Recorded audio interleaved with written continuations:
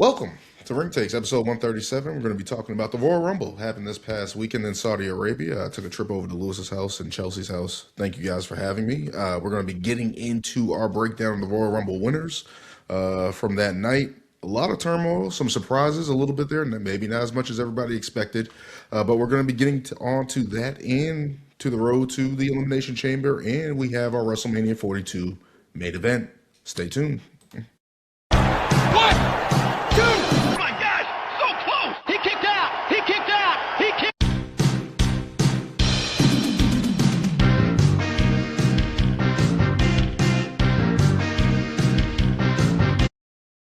All right, we are here, episode 137 of Ring Takes here, of course, with Brian and Lewis. And we're with the man from Wrestling Spotlight and Wrestling Pedigrees, Cain Uncut, the legendary Sonny, the Man Eagle Cain. Thank you for joining us, Sonny. Coming off fresh off the heels. My pleasure. Thank you. Coming off fresh off the heels of a hot Royal Rumble in Saudi Arabia. A lot of reaction from that show. But let's start it off talking about the winner of the Men's Royal Rumble. Roman Reigns won the Royal Rumble match and be heading on to WrestleMania 42 in the main event. We'll talk about his opponent that he's already chosen in a minute here. But Roman Reigns winning the Royal Rumble in Saudi Arabia. What did you guys think about the whole matchup and Roman Reigns coming out on top? Okay, so there's a lot to cover for the entire for actually both Royal Rumbles to be honest. So I did think, in my opinion, that the men's Royal Rumble was the better of the two.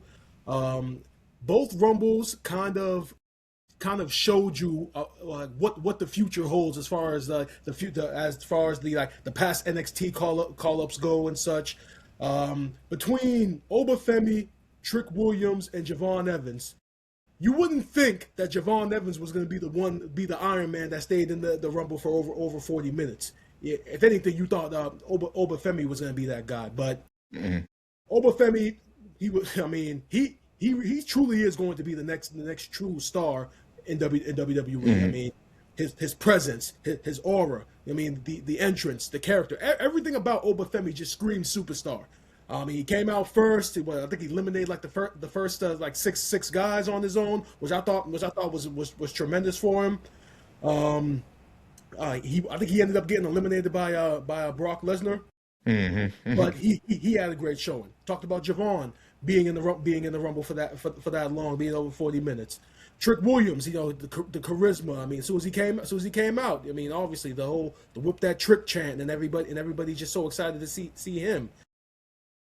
However, there were a couple of spots in the Rumble where I kind of just like shook my head on. Number one, I kind of, even though it was done to make Oba Femi look strong, I didn't like the fact that Rusev had to be one of the guys that he dominated because he's one guy that since he's been back, aside from the feud he's had with Sheamus and the couple of matches he's had on Raw for the Intercontinental title, I feel like he's been greatly underutilized, and he's definitely a guy that when he first came back you expected a lot more from, and I just hope and pray moving forward that they see that in Rusev and that we see him more. Second and more importantly, another guy who was in the Rumble that kind of became a casualty, Ray Phoenix. And like, look, I get it. There's 4 luchadors on the roster. There's Ray Phoenix, there's Rey Mysterio, there's Dragon Lee, and then there's Penta. Like, Ray is the legend. Dragon Lee is kind of like the future of Lucha Libre. Penta is the more charismatic one, and then you kind of have Ray Phoenix off to the side. He's another guy that since they signed has kind of not been to the level that Penta has been on. Again, you can only hope that moving forward, he's a guy that they start to feature for. Hopefully in a tag team with the Penta, the Lucha Brothers. We got the debut of Powerhouse Hobbs, aka Royce Keys. In my opinion, I didn't think personally that was the spot to debut him in, because when he came out, I mean, they put his AEW name up on the screen and they put his real name up.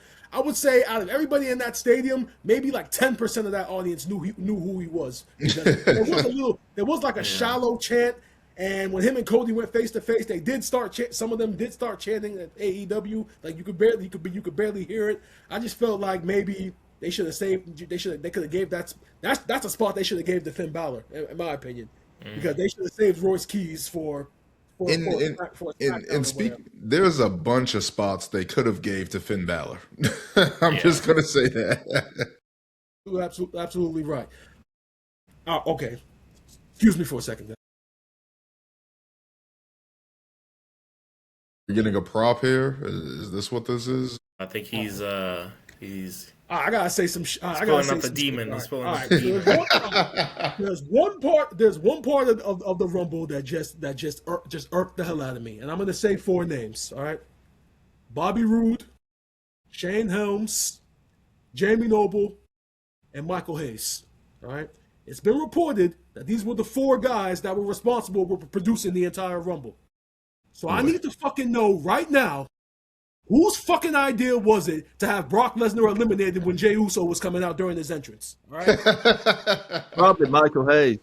Look, I'm dead ass serious about this. I need to fucking know whose idea that was, because this is Brock Lesnar that we're talking about.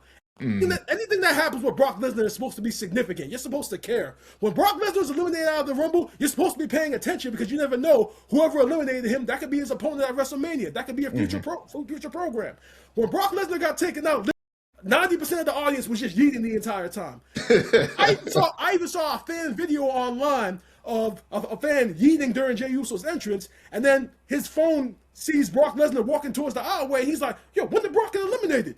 Like, like Brock Lesnar being eliminated is supposed to mean something. I mean, and then I don't even think they should have had Jay jump through the audience. He should just walk through the entranceway, because it's the Rumble, just like as he does his normal. And then the second part. Go Go ahead. ahead. All right, Go. all right. Then the whole. All right, look. It's getting to be a point now where that whole run it back thing, it's only good if you're live there in person. Like, we went to Raw last summer. We were there for Jey Uso's entrance. It was before he started doing this, but we know how hyped the entrance is. We were all up yeeting and everything. But there's a time and a place to do that. If you want to do that on the opening segment of Monday Night Raw, fine. You want to do that for the kickoff show, fine. You want to do that? You want to do that at any other time, fine. But you cannot do that shit. This is the second time he's done that shit during a major event involved where other people are involved. Like, bro, like I get it. The crowd's into it. I don't even remember if the crowd had called for it, but this is one instance where even if the crowd's called for it, then you should have just ignored it. Because again, there's like 10 other guys in the ring. These guys have spots, they have plans, and when you do shit like that, you're kind of taking away from other guys' shine. Oh man. So I couldn't stand that fucking Brock Lesnar got eliminated while everybody in the crowd was yeeting, and the fact that Jey Uso decided that it was a good time to run it back. But other than those two things, like I said, I picked Roman Reigns to win the Rumble. There was another thing that I think Daniel, I think you remember on Instagram, I think you commented under a video of Jonathan Coachman, right?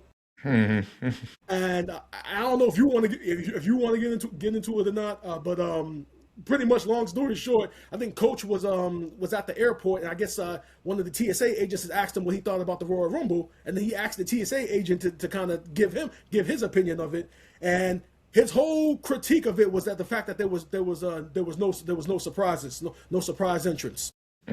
Yeah. WWE put out a video of pretty much every entrant that was in the Royal Rumble, and when I saw that video, I was just like, you know why there was no fucking surprises, Coach? Because the roster is so fucking deep that they didn't need any surprises. Like, the roster is the deepest that it's been. As a matter of fact, I think I talked about that last year too. I think I may have brought it up when AJ Styles came back. I said him coming back showed how deep the roster is, and the roster is just as deep. They were all. Even though we can make the case for some of those guys not being in the Rumble, so like a guy like Finn Balor could get a spot. Those guys that were in it right now, I like to say that all 30 guys kind of earn their spot as far as star power and everything goes. Now, like I said, Roman Reigns won it. It's going to be a tremendous program with him and CM Punk, as we saw on Monday Night Raw. We'll get into that. But I thought the men's Royal Rumble, it was the better Rumble compared to the women. Everything with Jey Uso kind of just irked the hell out of me. I thought let me answer. Could have been saved for SmackDown, but other than that, I would give the men's Royal Rumble probably like a solid B plus. Let me just answer two things. Brock Lesnar got eliminated by Cody Rhodes and LA Knight. So that's number one. You think that would help them, especially a guy like LA Knight? You think that, especially with the position that we saw with WWE Unreal, you think they would want to show that with LA Knight eliminating Brock Lesnar just to give him some type of buzz? That didn't happen. As for the yeeting and running it back, I can't agree more. It's one thing to do it if, yeah, as you said, I would have just rather him come to the ramp, but I guess that's his thing when he comes through the crowd. He's really the only person that does it, so I give him that. Um, yeah, it's just a lot of things going on in the Rumble. But I want to hear from Sonny. Sonny, what did you think about the Royal Rumble there before we get into a whole spiel? What did you think of the Royal Rumble there? Like always, I'm impressed by it. As far as Jay doing his thing, he's Jay, and right now he's the man of the hour. And Triple H and Michael Hayes are going with it. So, and Brian, as you told me last week, I got to bring back last week a second. They do this to get to you. Just like you got to me, they do this to get you fired up. That's their job. If they could get you talking, that's their job. They did it. And that's the way it is. I healed for the last 3.5 years of my stay in wrestling. So my job was to get you to talk about me any way you could, as long as you bought a ticket and showed up. That's all I cared about. Did you buy a $10 ticket? And back in my day, I wrestled at the training center with Ivan every day. And I made the mistake of calling him an old man, Brian, one day because I was 23 and he was around 40-ish. And to me, that was old back then. And he put me in the ring, Brian. We had 2 rings at the training camp. And we wrestled 4 hours that session that afternoon. He stretched you out? Strictly back-to-back wrestling. And at the end of it, he said, never call a senior wrestler an old man. And today, they just slam everybody. I was okay with Roman Reigns winning the Rumble. Reigns has come back. He's back on fire again. It's going to be interesting to see how on fire he stays going up against my guy CM Punk. I am pulling for Reigns at WrestleMania. The Rumble's always been dramatic. So, Flair came out back in my day at number 3 and stole the show literally. So for Jay to come out doing his thing and the rewind thing, that's just Jay getting to everybody. I think it's great that he's still standing on his own 2 feet with or without his brother. And, it's going to be interesting to see what they do with the World Tag Titles since they've not been able to defend them in 30 days or will be at that point. Back in my day, they had to forfeit them. Yeah. But we'll see how that plays out. But the Rumble has always been the show during the year over WrestleMania by a little bit because of the caliber of stars in it, I think. And hats off to Roman, he did it. So, what was your thoughts, Lewis? I enjoyed the Rumble. I thought the Rumble was great. I think as far as a winner, I think it was kind of the safe choice. I think when just even us talking about who we were predicting, it was very hard because you have Cody, Roman, all these other people, and you're like Brock. And there wasn't really a clear-cut standout, but obviously with Roman coming back, that's obviously a huge star power right there. So I think that's definitely one of the safer choices to go with. And, I think also Roman saying prior to the Rumble, I think helped, elevate him and just make it seem like he's an even bigger star because it's like, hey, look at everyone and look, I've been gone. Who's really, the superstar on my caliber? No one. So let me just come back and win the Rumble and look what he does. So I think it did wonders for his character. Definitely not doing wonders for Jay.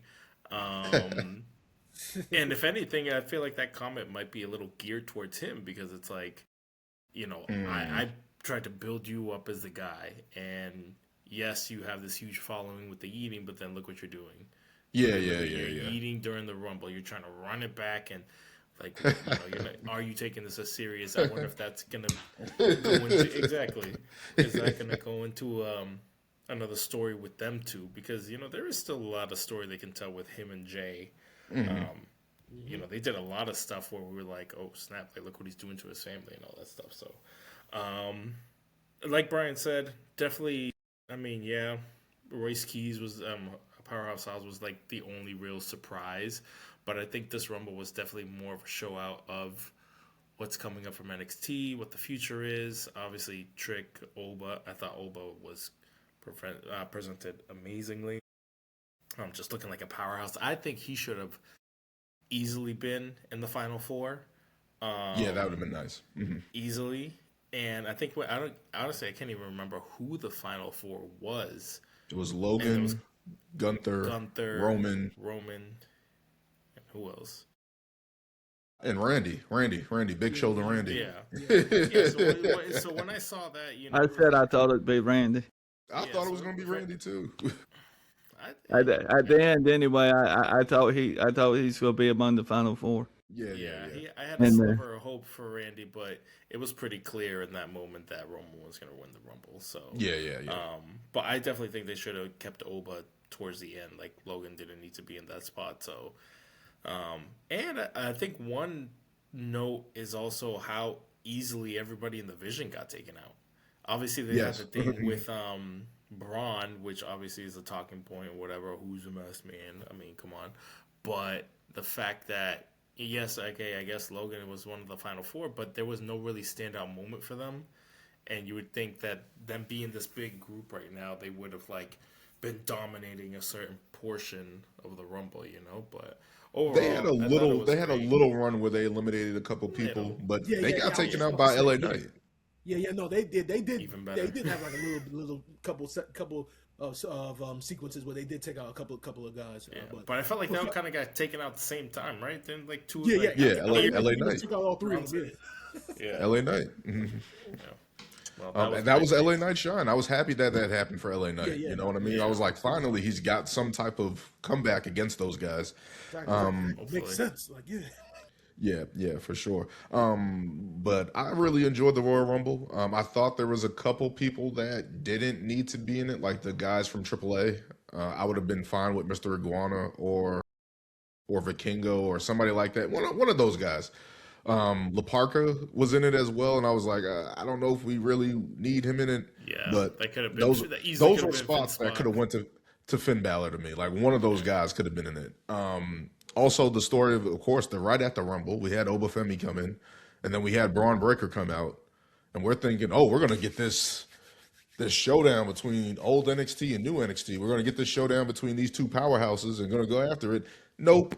Masked Man come out. I'm assuming that it's Seth Rollins that took him out. WWE did a good job of showing. WWE did a really good job of showing. They had a cart going to the backstage of carrying the eliminated wrestlers to the back, and Braun's like, "Where the hell did he come from? Who the hell was that?" And Paul Heyman's trying to calm him down and stuff like that. We'll get into that a part of the Vision on Monday Night Raw. Just a lot of storylines coming into it. The original Grande Americano came back and got his upcoming. Wait, that was another surprise. You happy? Coach? That was a welcome surprise. Getting the original El Grande Americano going up against the new one. I really like that, and I don't know if they're going to change that to AAA. I would love that to be early on match at WrestleMania. Mask versus mask at WrestleMania. Yeah. That will be awesome. I would love that if they build that up towards that.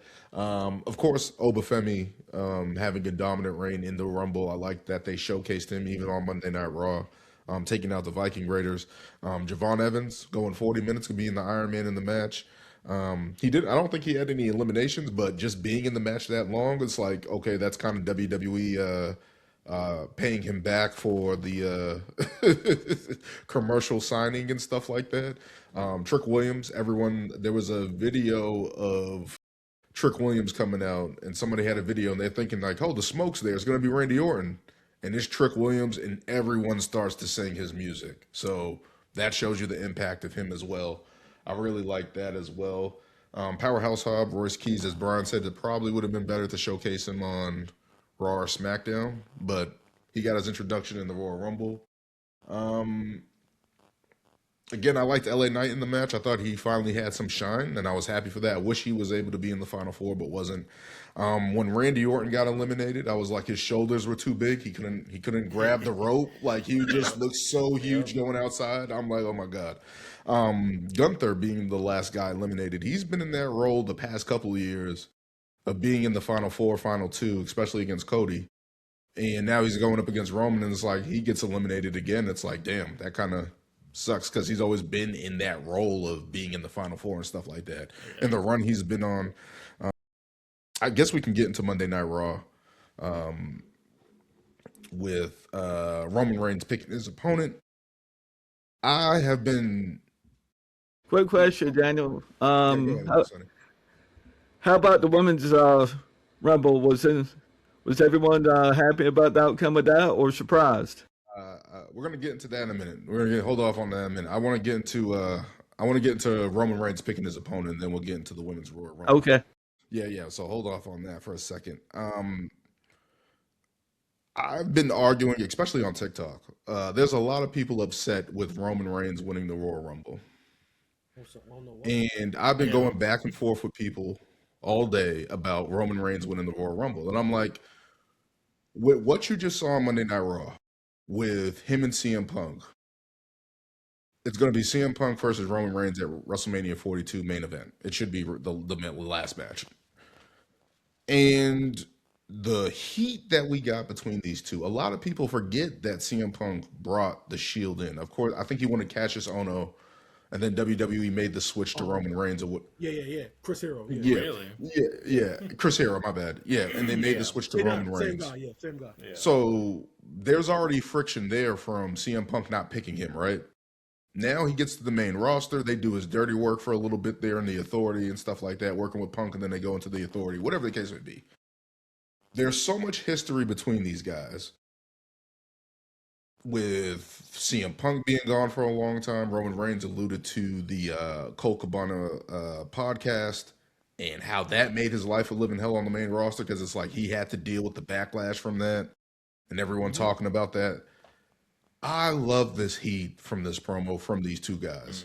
And there was a moment there where I was like, is Roman losing this standoff? Because Punk was kind of like, yeah, you were champion for a real long time, but you weren't better than me. And I think that's the story of these guys, like at the top of their game, you're not better than me. Both of these guys saying you're not better than me. And then Roman Reigns saying, yeah, I could pick you because you're the top guy on the top show. I could pick you because you're one of the best in the world. I'm picking you because I hate you. Like that type of passion in a promo hasn't been seen. We've seen Cody Rhodes and Drew be angry at each other, kind of come to blows and have how tense that was. This is different. They sold this match for me in 10 minutes. I don't care about what else is going on.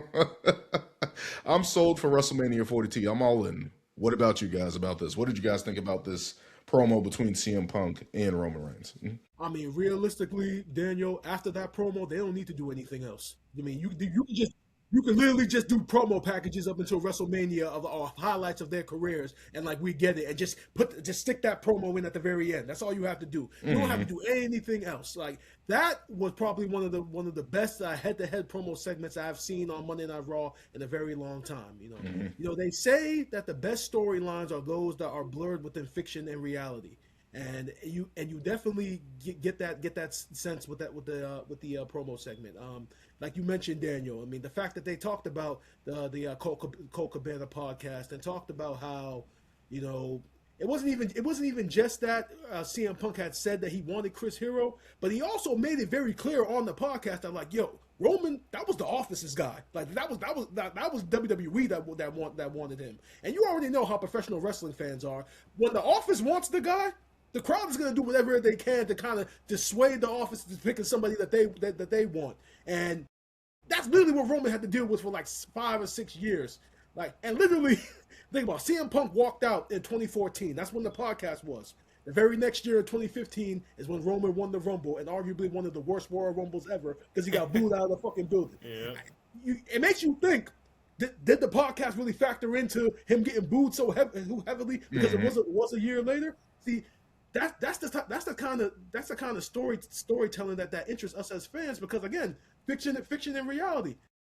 There is a very good chance that played a role into the reaction that Roman Reigns had got for over the years. And the thing is, Roman knows that deep down inside, and he's so pissed off about it because he had to go through years and years of ridicule, putting it all out there for the fans, but they didn't want him just because he was WWE's guy. See, stuff like that's one of the reasons why I love professional wrestling so much. But that blurring the lines between fiction and reality, and then when they're going head to head, Punk pretty much saying, "Yeah, you pretty much took everything I did." Taking Paul Heyman, and even though I won the championship, had the title for over 400 days, and you had it for over 1,300, I had more. Someone put up a stat. Punk had more title defenses in his time as champion than Roman Reigns did for 4 years. So it is crazy when you think about it. So that's because CM Punk was fighting on Raw and defending the title on Raw. Then someone put that stat up. I was just like, damn, it was that many more matches that he had in that time. It was just crazy. And like I said, and there were so many layers of storytelling. Going back to when they partnered those years that they partnered together in War Games and stuff. And we remember when they kind of like shook hands at the very end, and then when Roman Reigns is walking up the aisle, Punk is walking up with the title in his hand, kind of mocking him, and like all of it, blurring the lines between fiction and reality. And like I said, you really don't need to do any more promotion, because I was ready for them to fight right then and there, now. If they had said, "Okay, fuck it, we're gonna do the WrestleMania main event right now," I would have been game for it. I thought they were going to come to blows. I thought they were going to come to blows. They don't need to do anything else, man. They really don't. No more. That promotion was all they needed.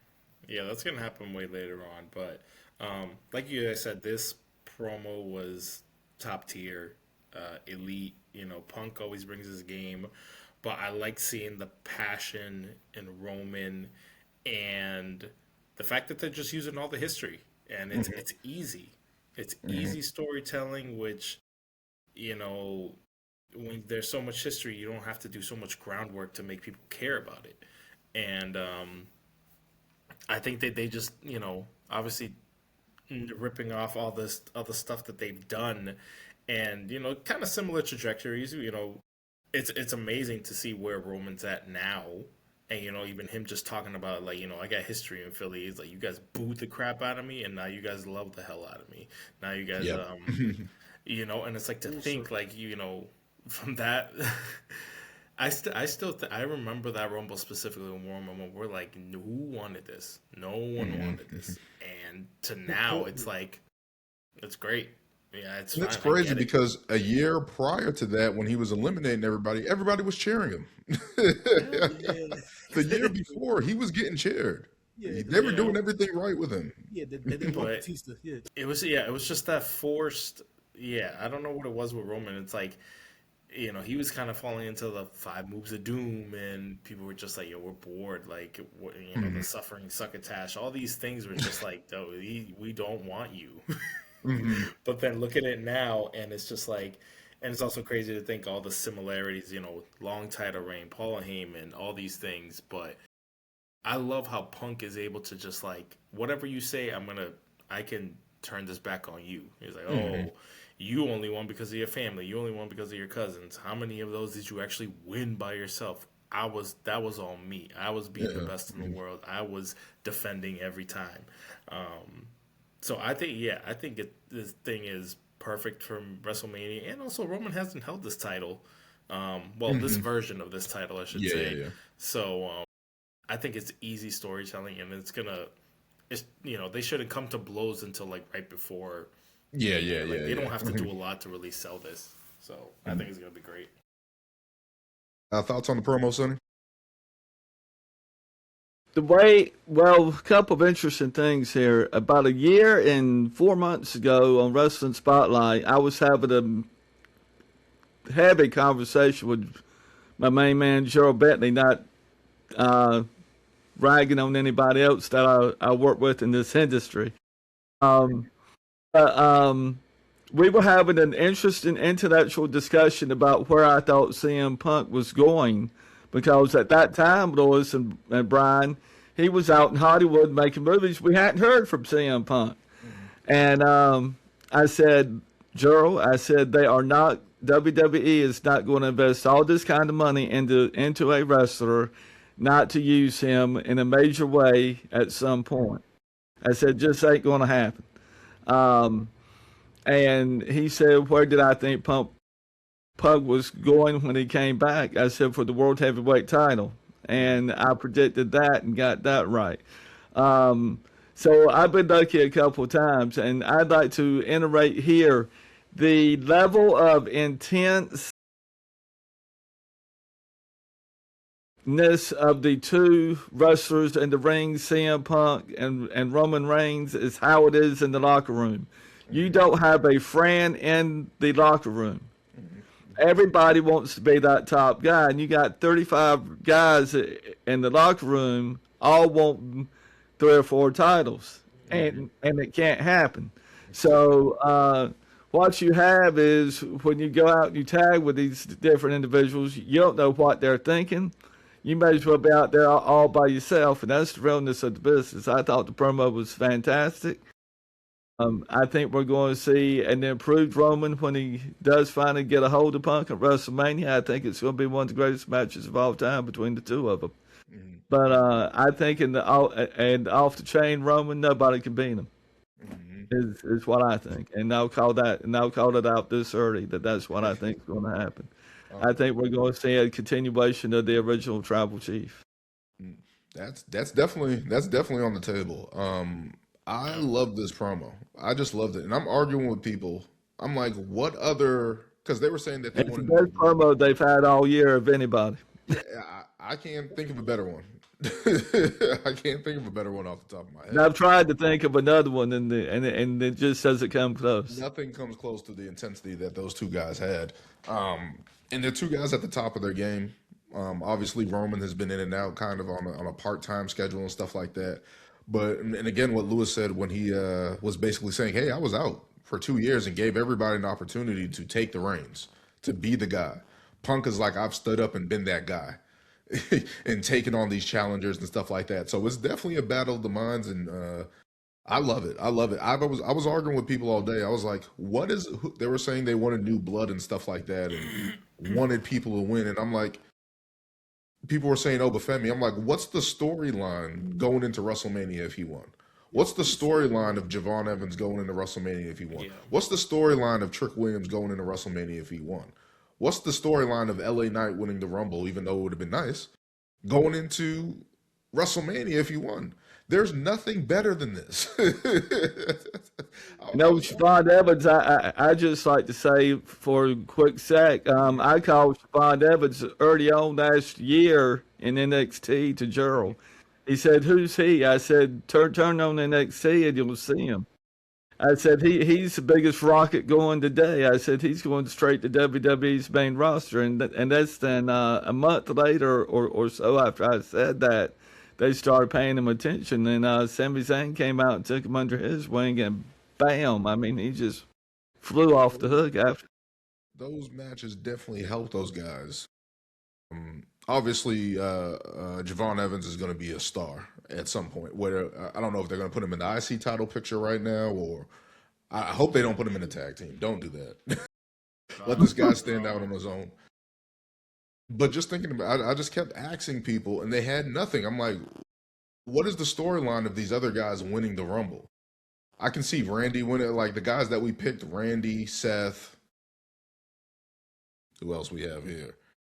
Seth, Roman Reigns, Randy, like those are the guys that have the stories going into WrestleMania. Everybody else, nothing meets that main event status. And this promo alone, I was like, there's nothing for anybody to be arguing about this. This is going to be one hell of a feud building up until WrestleMania, and we're still what 2-3 months away, 2 months away for that. The Elimination Chamber is going to be in Chicago. I don't know. That's obviously going to hopefully be for the SmackDown. Whoever gets the SmackDown opportunity, I think that's what that's going to play into. But just looking at it from that standpoint, it's just like there's nothing better than this CM Punk Roman Reigns matchup that's about to happen. Nothing. Nothing. Let's keep moving on. Can't wait to see what happens with that. Let's keep moving on to the Women's Royal Rumble, which was won by Liv Morgan. Liv Morgan picking up the win. What did you guys think about that part of the Royal Rumble? That was the first match of the night. A lot of stuff going on in Saudi Arabia with the crowd and the timing and how hot it is over there. I didn't know that about that until after. But apparently a lot of people didn't show up because it was 10 o'clock there and it's so hot during the day. And yeah, a lot of stuff happening to lead out the first match of the Now Royal. that I think about it, I don't even know why we didn't talk about this before we even talked about the Rumble. All right. That LED lighting that they had on the seats to make it look like the stadium was empty. I mean, that was such a huge talking point on X all show long. I literally was on my phone with just people laughing at the fact that the arena looked empty, comparing it to AEW. Yeah, I was talking to Lewis and his girl Chelsea. I'm like, is anybody there? Like, what's going on? Yeah. But I saw but there were a couple of- afterwards. Go ahead. Yeah, Go ahead, Lewis. afterwards that like where you saw the light, I guess people thought there were empty seats, but in different formats there were people there. So Yeah. it looked on TV, it looked empty, but in reality there were people there. So it's just like a whole Yeah, confusing and there were a thing. couple like fan videos of showing like, oh, there are actually people here, and Yeah. It's not empty, but it's not full either. Like Yeah. that was the thing. It wasn't empty, but it wasn't full. It wasn't full. I get. Yeah, it was even crazier to hear when Michael Cole was like, I think after the final match, he was like, "Oh, it's like 2 a.m. here now." I was like, Jesus Christ. Oh yeah. See that I didn't understand because it's like because SmackDown came on at what 12 o'clock our time on Friday Live, so, which is 8 o'clock their time. So my guess is they probably just didn't want the Royal Rumble to come on at 12 o'clock noon, so they pushed it at least 2 hours, meaning the people in Saudi Arabia are gonna have to stay later. They were thinking about us. I couldn't believe it. I thought nobody was there. I was like, I can't believe that. But the Women's Royal Rumble won by Liv Morgan. What did you guys think about the Women's Royal Rumble? Me and Going Sonny into called it. Yep, Sonny did call it. He went with Liv Morgan. Yep. I thought. I can't stand it. Yeah, I know. Yeah, you got it. But I thought like the first half of the Women's Royal Rumble was like a little bit clunky in the beginning with some of the spots and the participants. I mean, they kicked it off with Charlotte and Alexa. Me personally, and this is just going to be a nitpick. The spot that they had where Charlotte took out Nia and accidentally took out Alexa Bliss. I don't know why, but I just feel like that was just done like too early in the match. I just feel like Yeah. telling the story with Charlotte and Alexa for so long that I felt like that should have at least carried into later into the match. Ask Lewis. I was sitting there for the longest time. I was like, is Nia Jax still in there? And she was gone. Like I just want to say this. You're going to make it all noise during this year, Daniel. I promise you. I just want to say this about the Royal Rumble. Do not do it in Saudi Arabia. Do not. No. Do it in Vegas. I couldn't tell who was who in the Women's Royal Rumble for the longest time. And it's funny you say that because of the bodysuits, right? Yeah. Yeah, so I'm assuming, a matter of fact, I know for a fact, we've all seen Jordan Grace's video of them acting like the Power Rangers. Power right? Rangers. Yeah. Yeah, because at some point I was like, is that Kiana James? Is that Chelsea Green? It was so hard to like decipher who was who.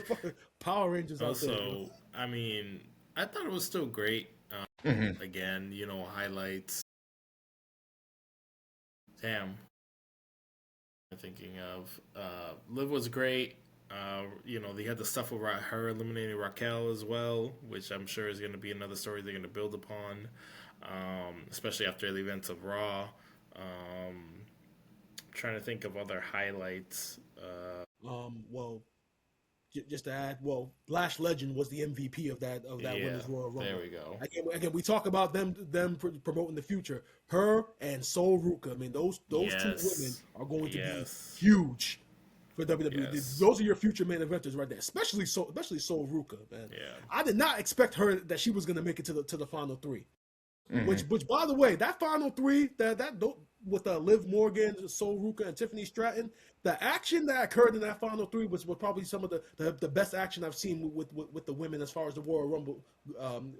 As far as the Royal Rumble goes, because that was very entertaining. Like the chemistry between them, the timing, and I love the psychology of it with Sol Ruka being the way that she got eliminated. Like here's a rookie trying her finish on the apron, and then the veterans just like push her off. Just like psychologically, like.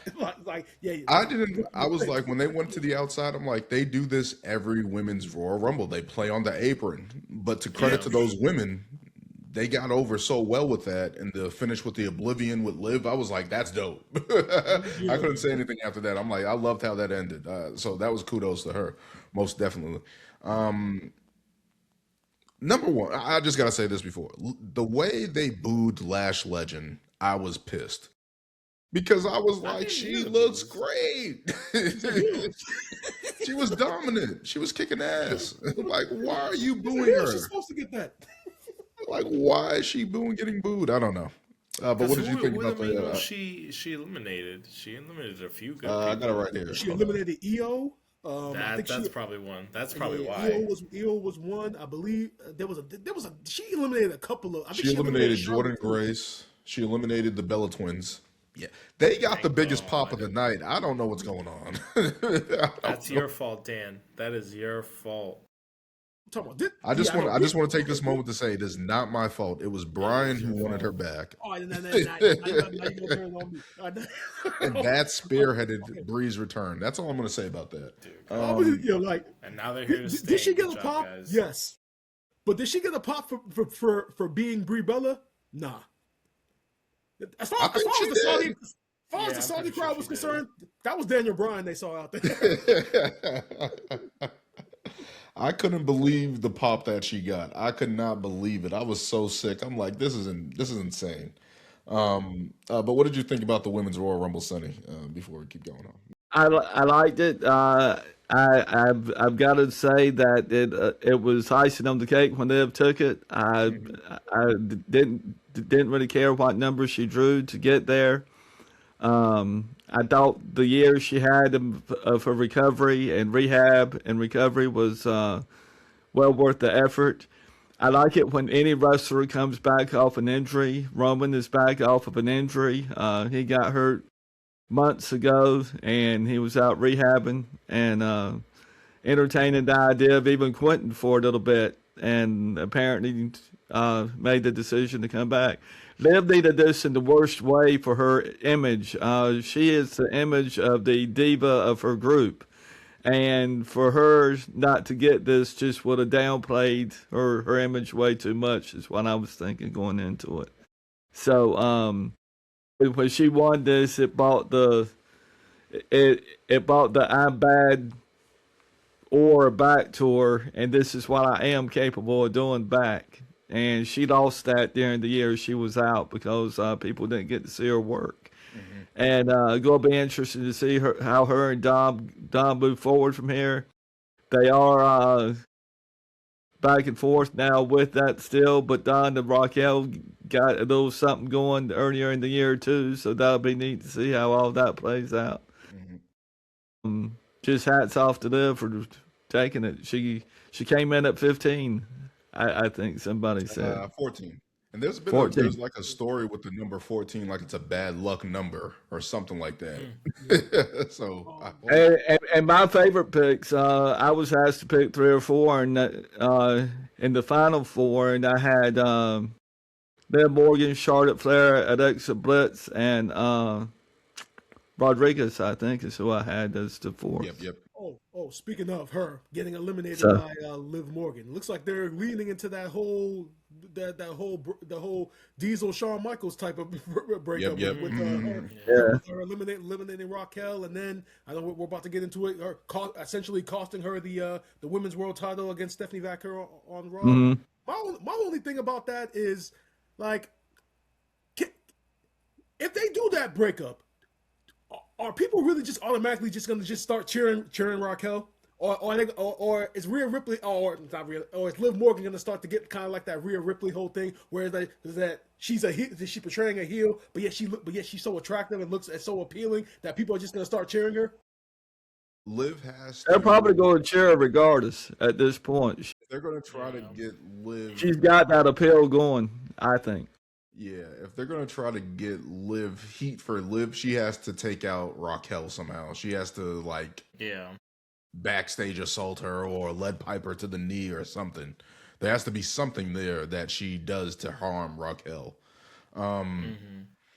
Back to the Women's Royal Rumble real quick. The Kabuki Warriors, I laughed when they Kairi accidentally eliminated Asuka, and then Io eliminated Kairi.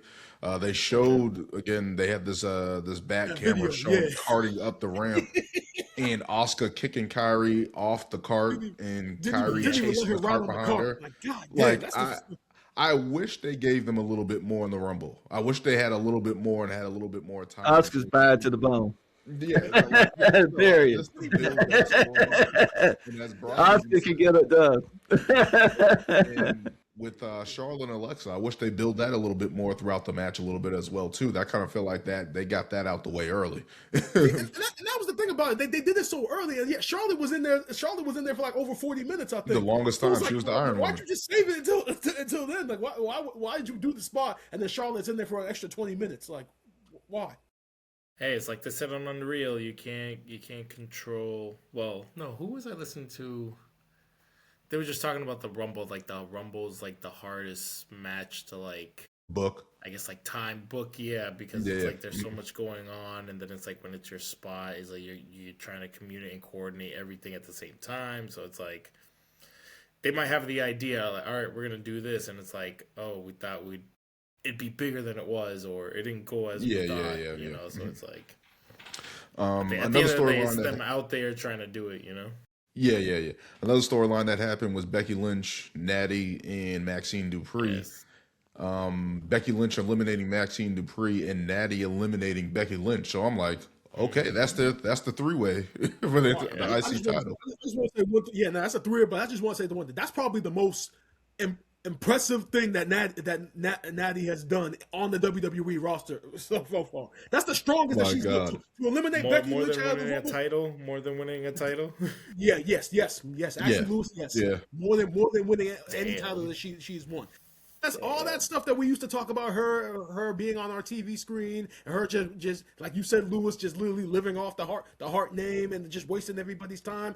Now we finally got a Natty where we can look at her and just be like, okay, you belong. You're the low key legend. I love the fact that they gave her that spot, and she got eliminated by the Judgment Day. All three of those women teamed up that got eliminated her. So it's crazy. It's crazy to think it took this long just for her to get over something new and even a new damn song. Like, my God. So, I just hope they keep presenting her well, and whatever happens with this fatal three-way, hopefully that they do. I hope they execute it right, and I hope she walks away with the title in some capacity at some point, because it will be nice for her to win that title. But they need to week to week show her dominance. It can't be like what they did with Maxine. Oh, hey, turn, and it's like, no. Or they could decide to make it a fatal four-way and add AJ. Oh yeah, I forgot about that storyline. Yeah. Oh damn it! All right, screw that. All right. They're doing four-ways a lot now. I mean, if you want to protect AJ and you think she's not ready to have a one-on-one match at WrestleMania, just make it a fatal four-way. Nah, I'm pretty sure they've been working up to that. So I'll take that back. I think there's going to be a triple threat at some point. But it's going to be before WrestleMania. It's not going to happen at WrestleMania. But hey, bring back the dungeon match between Natty and Maxine or something like that at WrestleMania. Just because you just said You that, mean an unsanctioned? they're probably going to end up doing that. That's probably going to be like a Like similar match. I think that's what I think Shayna Baszler and Ronda Rousey wanted to do that at SummerSlam. They wanted like a pit match, like how Owen Hart and Remember the one Ken. that Riddle had? Not that, pit kind of match. something similar to that. But if you ever saw Ken Shamrock versus Owen Hart, Yeah. they had like a dungeon match, like a makeshift UFC type ring, and they battled it out. Yeah. I think Ronda and Shayna Baszler wanted that for SummerSlam, but it didn't happen. Yeah, they did. Yeah. Moving on to Monday Night Raw. Speaking about the women's world title, it looks like Liv is targeting that. Stephanie back here and Raquel Rodriguez had a street fight. I thought it was a good match. They gave them some time too. I don't know how long it went, but it went 15, 20 minutes. It went quite a while. Went 30. It went for a while. At least went through like at least 3 or 4 commercial breaks. Yeah, it did. I was like, wait a minute, they're giving these women some time to go here. And it was entertaining. I loved how Raquel looked. She wasn't in her Judgment Day. She was actually in street attire to take on Stephanie back here. I just want to say this before we go. WWE, change her music back. Yeah, I made a video on TikTok, YouTube. Change her music back. That is a part of her. That's like changing Trick Williams' song right now. You don't do that. And you know what the fucked up part about it is? There's literally video on the internet right now of her during the Chris Van Vliet's podcast with telling a story about how they at first were going to change it, and how, like, she had to like beg them not to, and actually she had to call Shawn Michaels, and like Shawn Michaels had to try to mediate on her behalf for them to keep the song.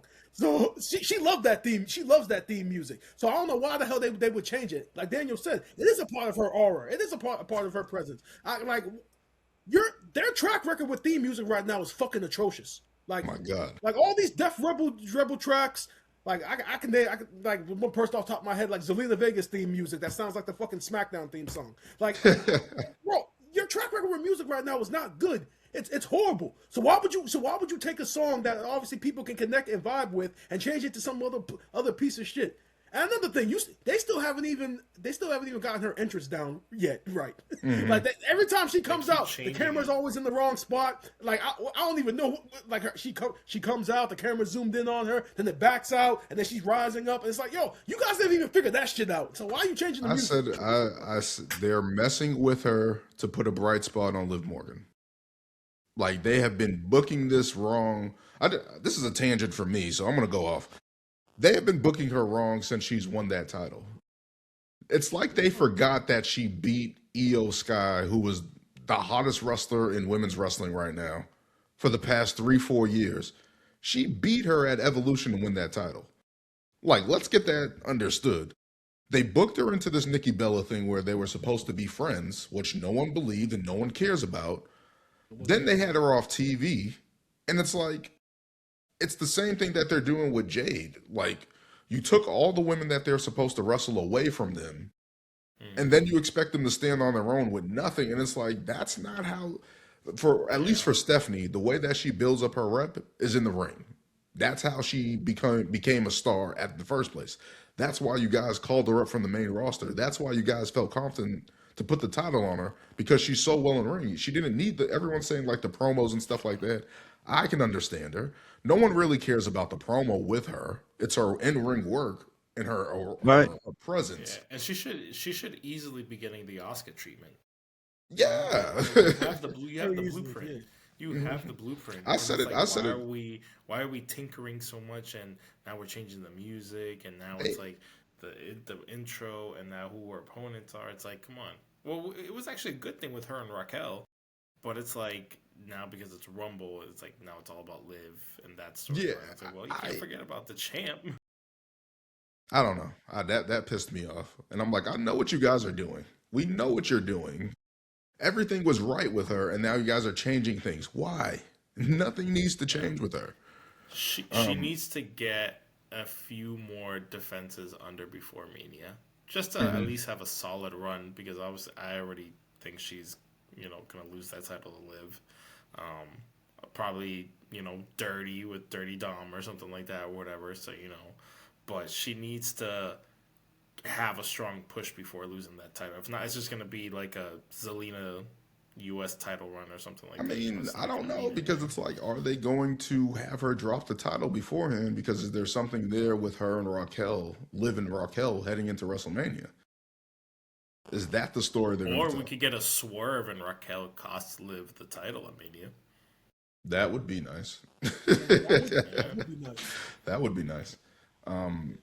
But yeah, that street fight that they had went on for about 30 minutes. I loved it. I loved them going back and forth at each other. The physicality in it. The Slim Jim table made an appearance again. Two of them. They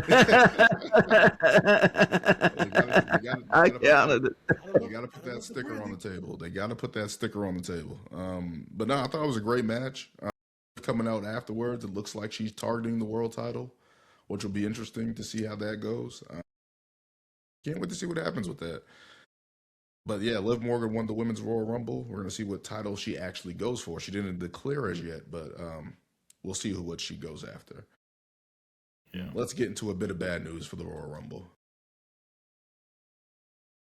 Gunther unfortunately ended the career of AJ Styles. Wait, let me rephrase that. Ended the WWE career of AJ Styles.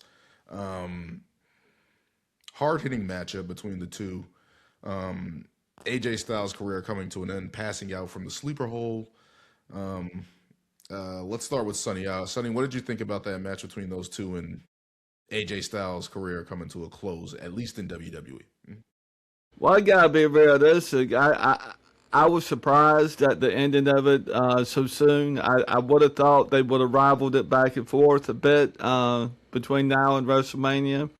But when I heard H say on air that he had made AJ had offered to go and do what Shawn Michaels has done at the Performance Center, I thought, well, maybe he's trying to reposition AJ into a more executive role at WWE.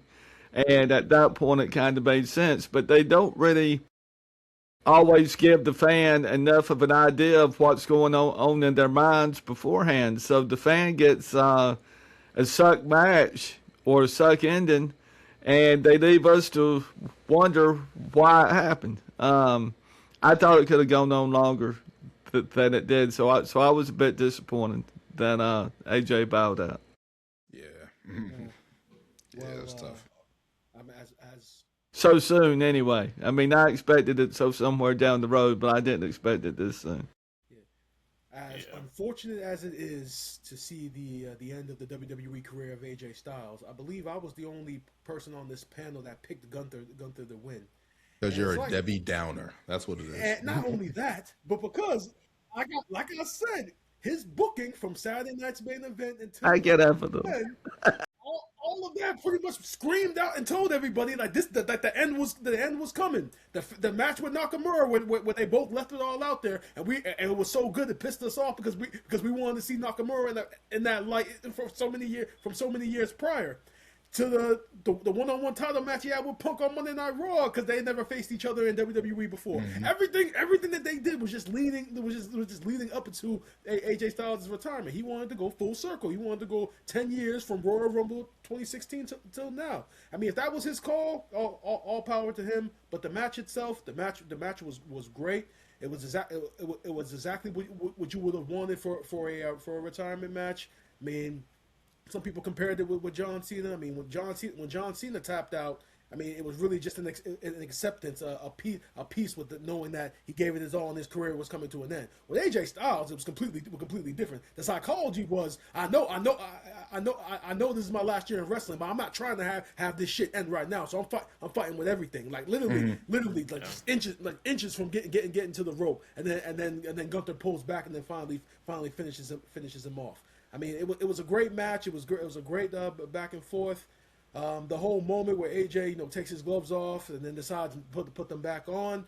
I guess apparently he's going to be on Stephanie McMahon's podcast, which episode drops tomorrow, where he's going to explain what that moment means. They put out a clip, it's kind of like a cliffhanger clip where Stephanie asks him, "You took your gloves off and then put them down. What is that supposed to mean?" So It's gonna come out tomorrow, I think, where he's gonna explain to everybody like what the future holds. Because some fans are just ridiculous. Some fans actually thought he was actually gonna sign with AEW. It's like I don't understand. I don't get it. Hey, you never know. Crazier things have happened, but I think for me it was just more obviously more selfishly. We don't want AJ to retire. Mm-hmm. I just think if it's done, it's like a moment like this should have been done in the U.S. Yes, obviously he's gonna get all the praise and love from the the Saudi crowd and everything, but I think I don't know. I just think it should have been something over here, whether it was like his hometown or kind of like a Randy in like St. Louis type thing or something like that. Yep. Cena in Boston. It's like for it to like. I don't know. This like whole retirement thing just came up so abrupt, and it was just. Mm-hmm. I felt like it was just done because for Gunther, because it's like yes, you just ended John Cena's career. Now let's just give you another one, and it's like yes, I guess you're building a monster heel, but it's like this is also somebody that is very cherished and. To be done so fast after one big, superstar to just give him another one and so fast. I think that's the point. I think that's why they're doing it. Like these guys are cherished. Like we all love John Cena. We all love AJ Styles. Yeah. I'm alluding to who they're gonna do it to next, but we'll get into that in a minute. I'm seeing, you got Ray, you got Brock, you got Randy. Well, I mean, Punk did beat him for that title. So. Yeah. But I couldn't believe it that AJ Styles just passed out, and I like the little messaging that they did at the end of the match there, where he was looking at the referee like, "Yo, what happened?" Like, no, it's not over. Like, he didn't even want it to end. So I like that little touch on it. It was a great match. Kind of telling the story of the Grizzly veteran going up against this guy in his prime, trying to hang on and try to fight out and find different ways. And he fired up one more time, and then that was the last time. Just from a standpoint of being an AJ Styles fan, seeing him in TNA and stuff like that when he had short hair and the short trunks and stuff like that. And for years, we thought, is this guy ever going to go to WWE? And then there was a point in time where you were like, we don't want him to go to WWE because they're going to change who he is. And then he ended up leaving TNA and going to New Japan for like 3 years, putting on these crazy matches and stuff that you can only find on YouTube or certain sites and and finding these matches because it's like, yo, this guy's one of the best in the world, if not the best in the world at that time. And you're following this guy on YouTube and all these clips. And then we get into 2016 and he's in the Royal Rumble and it's like, oh my God, we can't believe he's in WWE. He actually keeps his name. He has a kick-ass theme. All these things for him. And then to see him have this 10-year run where he held the title for a year and did all these great things, been in mixed match tag teams and stuff like that. And seeing him bring the Bullet Club, the OC over and stuff like that and have that unity with those guys and stuff like that. And just for it to come to an end was just shocking. So now I guess I have to watch Stephanie McMahon's podcast to see what's next. I just hope it's the Leonardo DiCaprio. I'm not leaving. That's all I care. Yep. No, I just my commentary tomorrow night on Wrestling Spotlights on AJ Styles. So definitely looking forward to that on Wrestling Spotlight with Gerald Bentley. Just thinking about AJ Styles and what he's done, I'm like, is he going to go to TNA and stuff like that? Is he going to become a coach? That's what I want him to do. I almost feel like it's almost justified. Like that's exactly what he should do. I mean, because TNA, that's how I got exposed to AJ Styles. I didn't know about him. I guess he was signed with WCW at the tail end. Like the very end. Yeah, so that's the first time I ever heard of AJ Styles. It was a highlight video that my older brother had showed me. It was a video of his highlights compared with Randy Orton, and the question was, who's better now? I think it was in like 2010, 2011. Who's better, Randy Orton or AJ Styles? And I'm like, oh, who's this AJ Styles guy? I'm just seeing this dude doing these Styles clashes, these backflips, doing all these stunts, and I'm just like, who is this guy? And what show is he on? He's like he's on TNA, and I think I remember when they were on Spike TV, and I had that channel. I knew to an episode to actually see him. I think he was wrestling against Kurt Angle, and they had like a banger of a match. I'm like, oh, this is AJ Styles. I'm like, all right. I mean, maybe one day down the line he'll be in WWE, and then eventually when he came. Like you said, Daniel, the one fear everybody has is, they're gonna ruin him. Vince McMahon is not gonna get him, and they're gonna turn him into something that we don't like. But for the most part, AJ Styles for those first couple of years under Vince McMahon was kind of taken care of. He did become WWE champion. He did hold the title. I think he was like a 2 or 3 time WWE champion. He was a tag team champion. He was Intercontinental United States champion. So he had a very, very good run. Matter of fact, Hall of Fame worthy. Yep. But I personally, selfishly, I want him to end up back in TNA and just finish up there. I mean, just imagine the matchups he could have there. I mean, go one with Kazarian again. You got Mike Santana down there. You got Dolph Ziggler. Nick Nemeth. I mean, there's so many, and there's so many other guys down there that he could just mix it up with one more time. I just feel as though because TNA put him on the map, it only would be right that he finishes up there. And if he ends up, and he might end up being a coach or being on their creative team, wherever the case may be. I just feel like TNA should be where. I thought he was going to be the GM of NXT there for a minute with Ava or the Rock's daughter leaving. Oh man. I'm like, just put. When I was on my commentary, they said that AJ may have said a comment backstage that got him out a little bit ahead of schedule that upset some people around him backstage. But that is so out of his character that I didn't even really give that a second thought of doing my commentary about him. I said, I'm not going to put that in there because nobody knows what he said backstage. Yeah. Mm-hmm. That's just some online crap somebody's trying to pull. Yeah, I don't think there's nobody like he's probably one of the guys that's the most professional. Like when anybody ever talks about him or anything like that. So it's like I doubt anyone has anything negative to say about AJ Styles. So yeah. But just great to see. Hopefully this is not the end. Hopefully we continue to get him in some capacity. I would love for him to do more podcasts and stuff like that, and just talk about his career and stuff like that. Like I remember him facing Christopher Daniels, Samoa Joe in TNA, in the early parts of TNA and stuff like that, and him winning the title, and then him being the lone wolf. Just a lot of memories with AJ Styles. So whatever is next for AJ Styles, wish him nothing but the best. As for Gunther, the whole trolling on Monday Night Raw, coming out to AJ Styles music, I'm like, this guy, he's on a run right now. Fantastic. That's a deal. He's on a run right now. Mm-hmm. So fucking disrespectful, but yet so fucking good at the same time.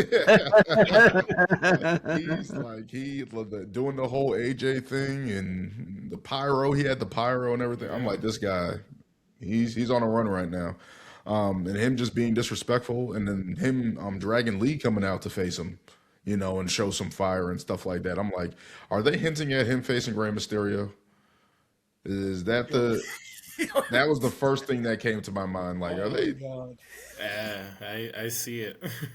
And then I'm just like, are they going to retire Rey Mysterio right now for this run? And I'm like, I don't know. I mean, and then I just thought in my head, I'm like, is this a way that Dirty Dom turns babyface? Like he saves his father?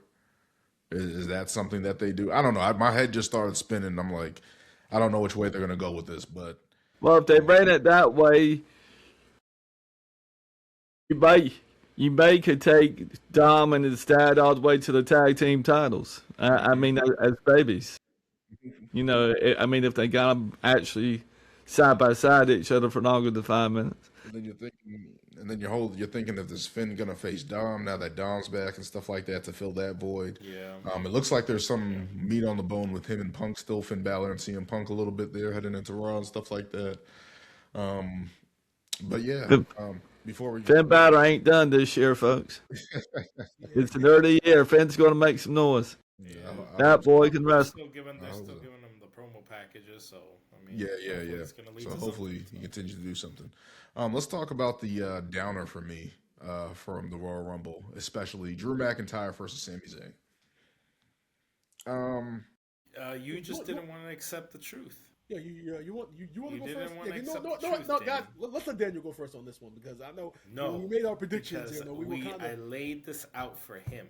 I laid it out and I said it. If we really wanted Sami to get a title, he needed to win the Rumble. But I no, just didn't. he's gonna win this Fatal 4-Way. He's gonna win the title. He won the Fatal 4-Way. I was half right. I was half there. I was half there.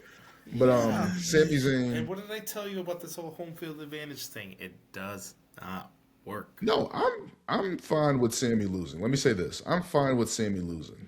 But in the fashion he lost, it was so definite and so defiant and so dominating from Drew McIntyre.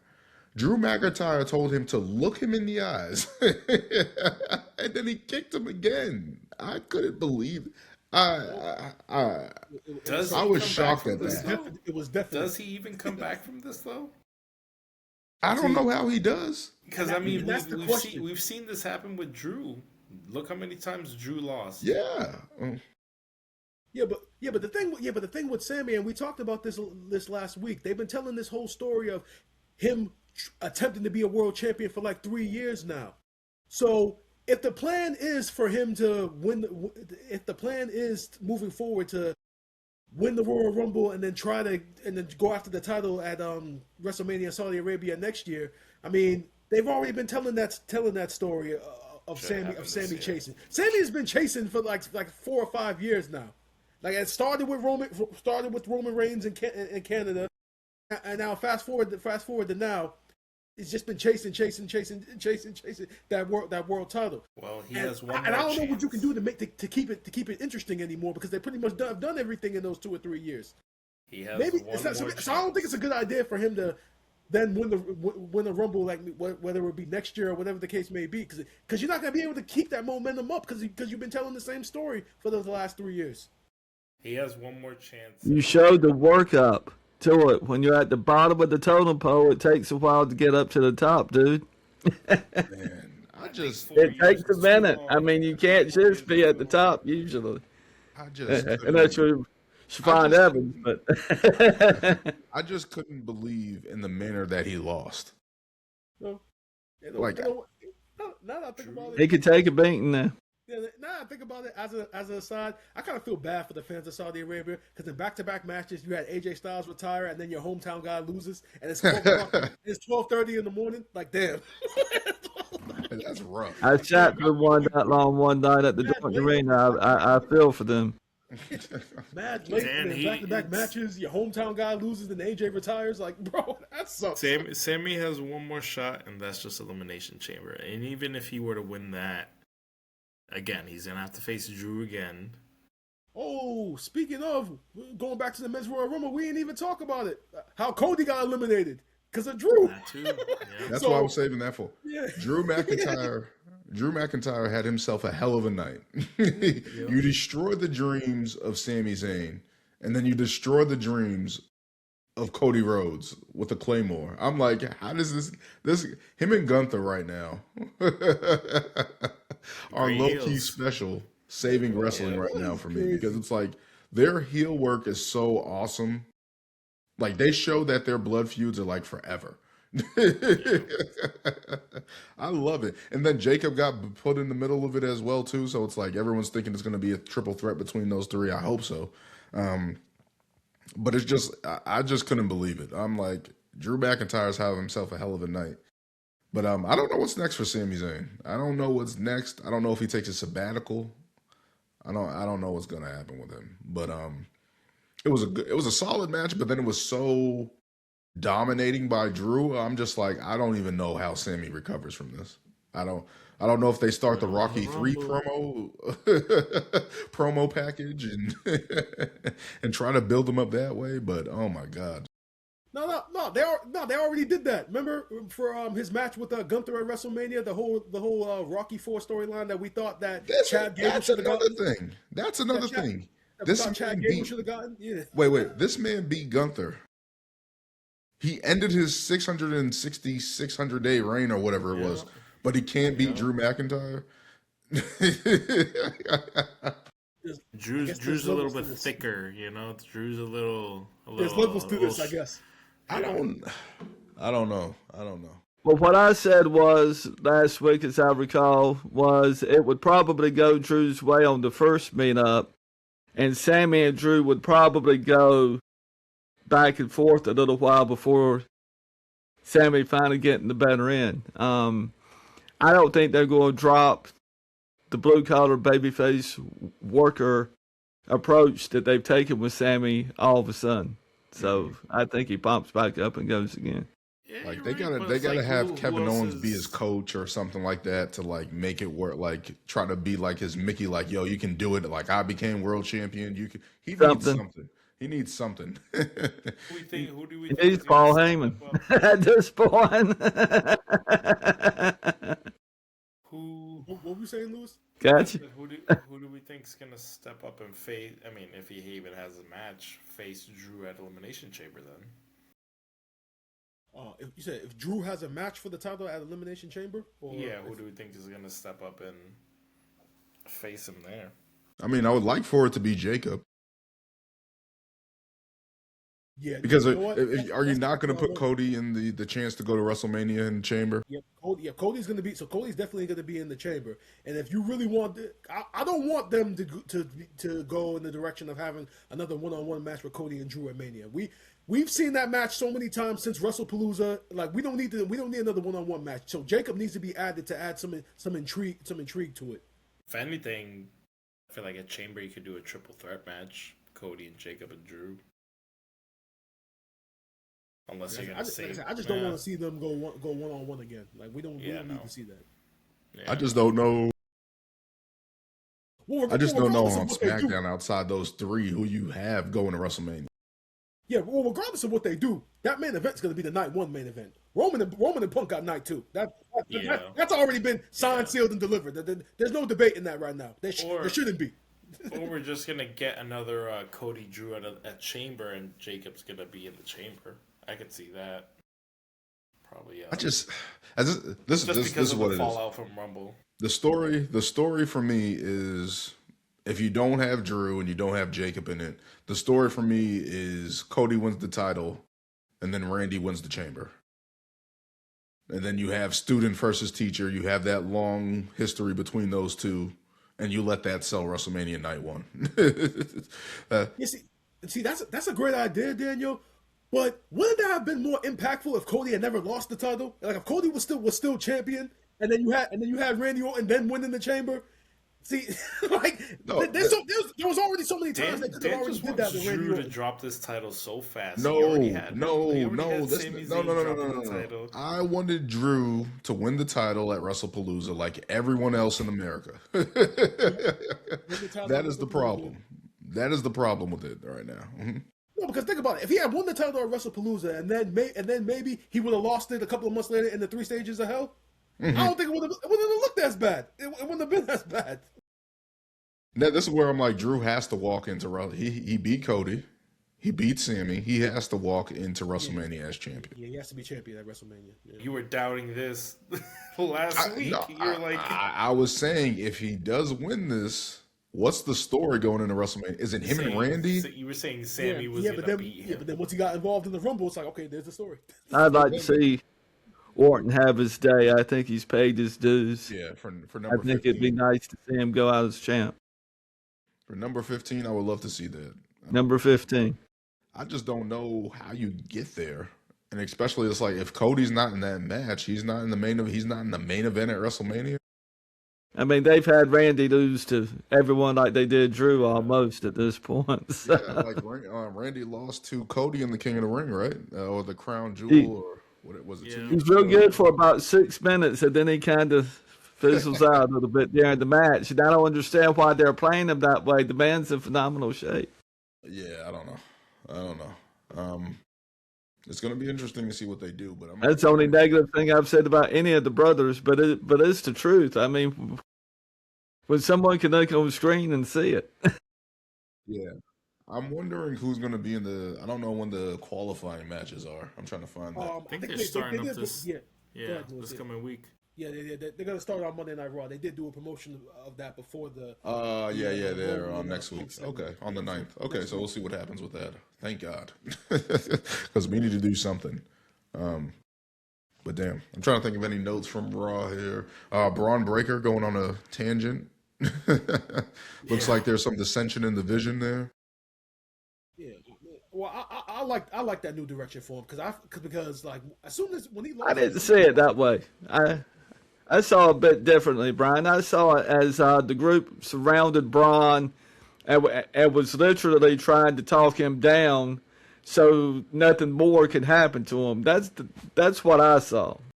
I didn't see all this tension in the group and Braun and Logan getting into it. I saw the group trying to talk their man down so he could stay in the darn group long enough to get something done. Is what I saw. no. So I don't know how it came to be that tensions in the group now.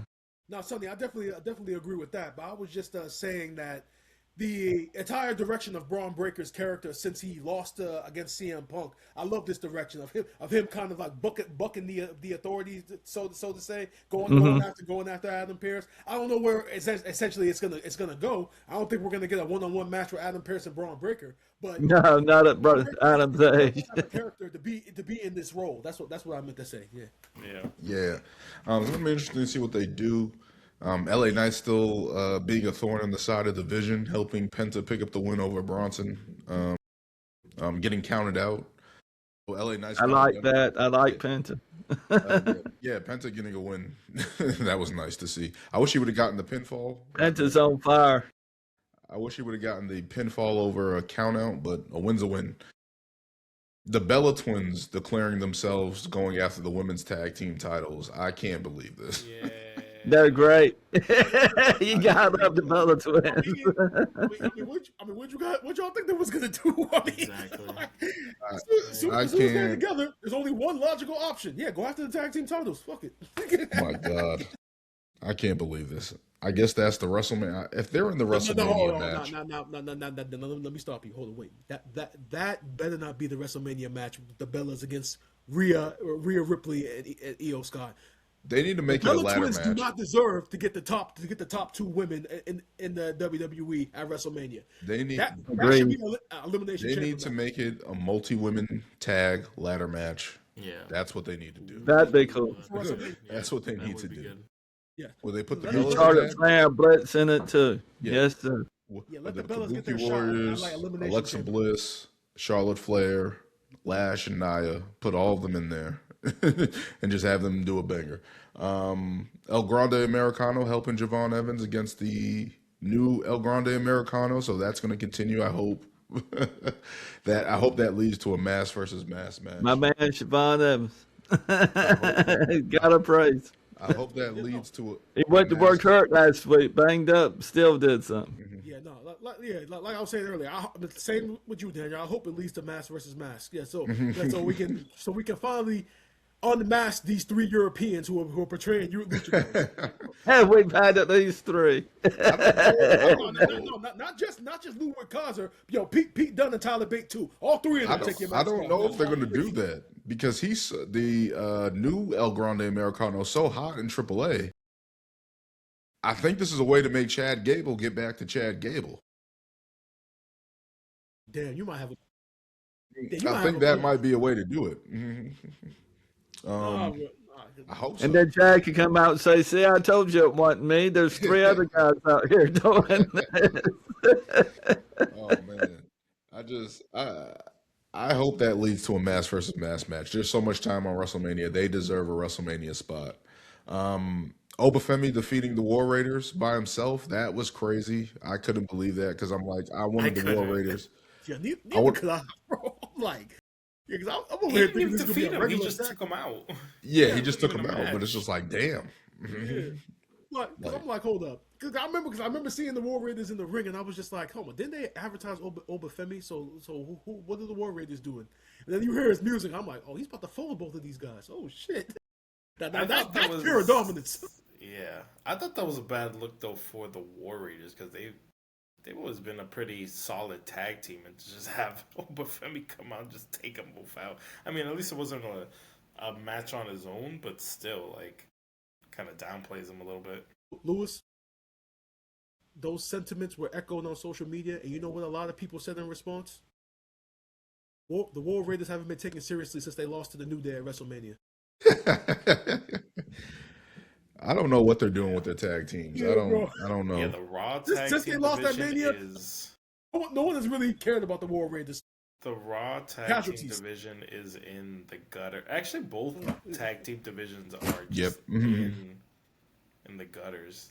Like, how is it the women's tag division is just so high and the men's is both men's divisions are just Because they WWE actually only decided focuses to on push one women's thing tag at a team. time. That's what it is for me. no. Yeah, 'cause they- Dirty I Dom, Dirty Dom returned last night, finally, after a long hiatus, aligning himself with Liv Morgan and announcing her as the Women's Royal Rumble winner. That set up some dissension between her and Raquel, where Raquel told her to wait in the back. That didn't happen. She ended up costing her the match against Stephanie Vaquer in a way. So it's definitely some dissension going on with the Judgment Day. We'll see what happens with that as well. But definitely looking forward to that. I'm trying to think of anything else. I don't think there was anything else on Raw worth noting. I've been saying this for a few months. I think Judgment Day is going to come to an end. I think everybody's got too much friction.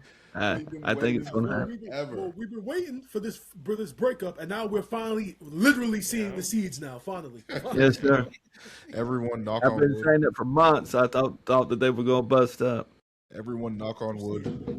Between Raquel, Finn Hopefully- Balor, it's coming. Now it's coming. Thank God. Hopefully this is the end for them. Can't wait to see what happens with that. Trying to think of anything else. We're going to be getting those qualifying matches for the Chamber next week. I think we're also going to get Natty versus Maxine next week on Raw as well. So definitely getting some matches heading into the Elimination Chamber. Can't wait to see the booking towards that and see. That's easy booking towards Elimination Chamber. When is Elimination Chamber? Elimination Chamber is on the 28th, so that's the last weekend in February. Last day of February. Oh, and just as an aside, congratulations to Joe Hendry last night on NXT, capturing the NXT title. I heard.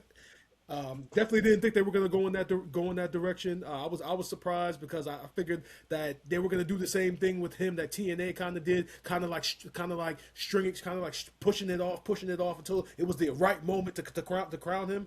So kudos to WWE for kind of accelerating that, and he's gonna be big as the champion. Like I said a couple of weeks ago, I felt that he should have stayed in NXT because his star power was going to be needed. But as far as like potential goes for some of those guys I saw in the ladder match, like Sean Legacy and Jackson Drake and some of those guys, they got some guys that have potential, but the star power is still something that they're lacking, and you can only hope as these guys continue to progress in the months and months ahead that they eventually continue to ascend and become big stars for NXT. Let me say this. Joe Hendry should be on the main roster now, in my opinion. I don't know why he's still in NXT. I think They need him in NXT. Yeah, they need somebody in NXT at least for 6 months just to set up somebody else, because Ricky Saints is down there as well, but he should probably be on the main roster too. Yeah, The guy that stood out for me from that match, Keanu Carver, whoever that guy is, Monster. he's a monster, and that's the guy who they should focus on going forward, because I like that guy. That guy looked awesome. They already got him. watch He this already got match. kind of like a Marshawn Lynch character where he doesn't like talking to interviewers or anything. This guy Shiloh Hill with the teeth falling out. I'm like, there's no way this is a gimmick. There's no way. Yo, I'm Been a telling- gimmick before. No, I'm telling you all right now. The only reason why he's getting pushed so heavily not only because he won LFG, because of who his pro was, and that was the Undertaker. That's the only reason why he's getting pushed so Oh my hard. god. Oh, is he the guy with the Undertaker hair? was And his pro. he has like a missing tooth, right? Yeah, he takes out like. I'm telling you, if Undertaker wasn't the guy that was mentoring him, he wouldn't be pushed this hard.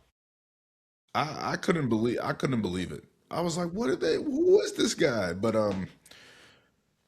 NXT, man, they're gonna find their footing at some point. They got some guys. I was really impressed by that match with those guys there. They're doing some good work. Hopefully they can build a stock down there of them. In my day, it was Sir Oliver Humperdinck, teeth falling out, and Wahoo McDaniels. being the one knocking them out. So think they've done teeth falling out before. like the first wrestler that I remember who had missing teeth was like Mankind. That was the first guy for me. So seeing it now, all these years later, I'm like, this is crazy. But NXT, hopefully they continue to build. I've been around a while.